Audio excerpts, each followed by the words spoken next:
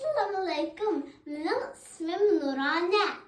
Bugün ben şərqi Türkistan'ı tanıştırman. Xotan'da gizem var. Atlas var.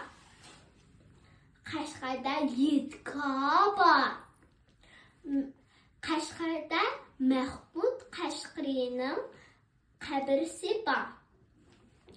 Ürümçi bizning poytaxtimiz. Turpanda tatlı üzümler var.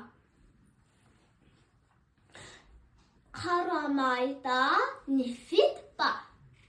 Hocada Eli deryası var. Altayda altın ve atlar var.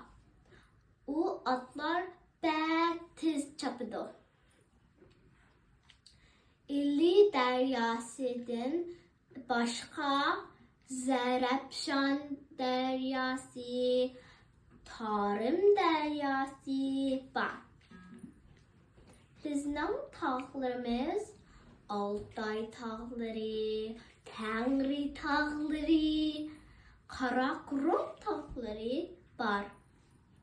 Tekli makan kumluki, ikinci çoğun kumluk. Bak çoğun. Altay tağlarından bahçık altın çıkıdı. Şuna Uygur ayalları bahçık altın